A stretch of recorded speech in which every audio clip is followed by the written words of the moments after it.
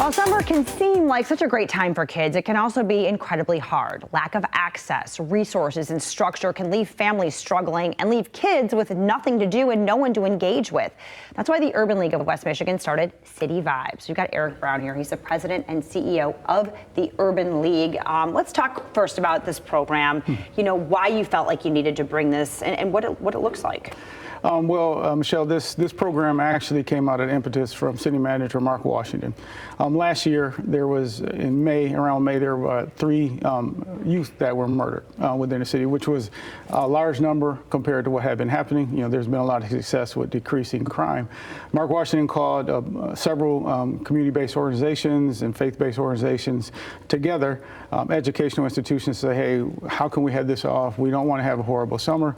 So last year, we started the City Vibes program in partnership with Grand Valley State University, Grand Rapids Public Schools.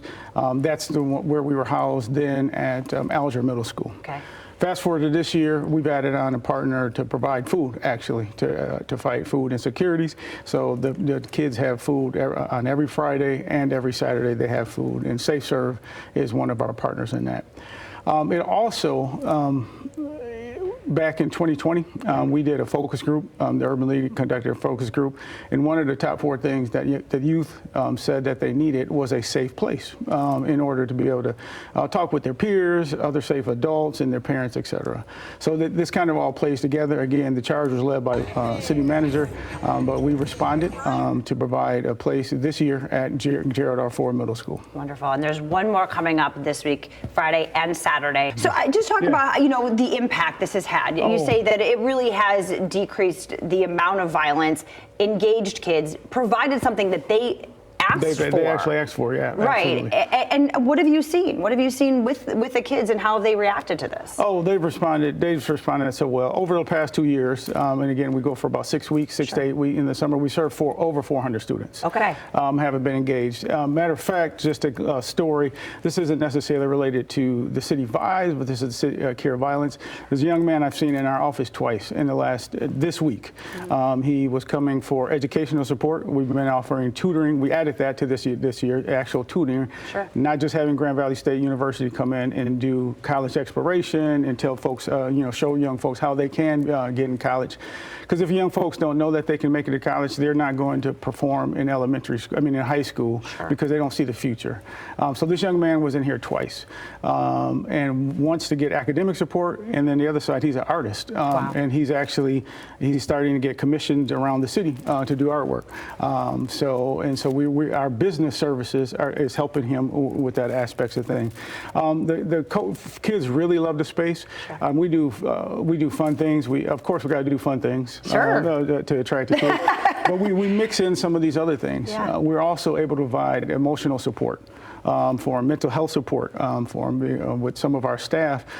We bring the kids in, they move, they're able to get around, but they're also able to have a space where they can reflect, a mental health space or emotional space where they can reflect, and then we add in the space, the intellectual space where they can grow, where they can think and see beyond what they are. Most young folks do not want to, that I know of, do not want a life of violence. But because of societal pressures, the economic pressures, those type of things, all the disparities that exist, a lot of them are, I won't say forced, but they don't have many alternatives to see a life outside of that. Yeah, they don't see the opportunity that's there, and that is why you're doing this. And but you did talk a little bit about the business aspect too, because you provide this for students, for adults as well. There are other opportunities, to really support the BIPOC community, lift them up, business owners. Talk a little bit more about that, how people can access that. So just last year, we started our Center for Entrepreneurship Support and Business Services.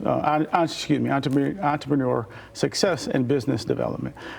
Since then, we have also started a Community Development Financial Institution, or CDFI.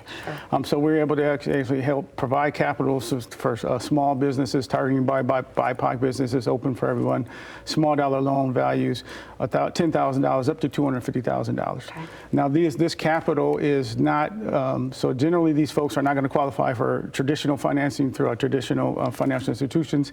This is hopefully a bridge to help them get from where they are now to where they want to go in the future, to be able to grow and scale and those type of things. That helps, going back to kind of where we started, in order to cure violence. And Right. I know that's the name of the program. Sure. I think we got to go deeper. We got to heal violence. You know, you can cure, you can deal with the symptoms, but you also got to go down to the root causes. So root causes is studies, our studies, as well as several studies show that folks that are young people that fall into a life of crime and violence, generally they come out of unstable homes, meaning that their housing security is threatened. You know, homelessness or moving around. Not that they're bad parents or anything, but they're unstable from a security standpoint Sure. of housing.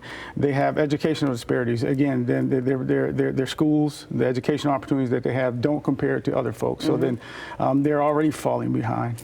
Then they don't have access to health care, mental health services, those type of things. Those are all things that affect, those are root causes of what affect people going to violence. So we at the Urban League, we do what we call wraparound. Sure. So we have housing services, we have employment services, we have youth services, we have health services, and also, of course, economic and social justice is our other, equitable justice is our other pillar. Yeah. So we attack it from an approach like that. One reason why Cure Violence was landed with the Urban League was because we were able to provide these other wraparound services to be holistic for not only the participants of the young folks target age 14 to 24, but 14, 15, 16-year-olds, they're not creating a home. Right. We have to make sure that the parents have what they need in order to be able to create a safe home. So then that we all know the value of a safe home. Right. What that security gives us mentally, emotionally, thinking of Maslow's hierarchy of needs. Well, you got to have those psychological needs taken care of first. Yeah, got to be safe. You can't get to self-actualization without security. Absolutely. Eric, thank you so much for being here and for sharing this and for providing these opportunities for young people. City Vibes, the last one coming up this Friday and Saturday at the Gerald R. Ford Academic Center, 6 to 9, totally free. They get to eat, have a safe space, get inspired, be with their peers. grurbanleague.org to learn more about all the wonderful programs going on.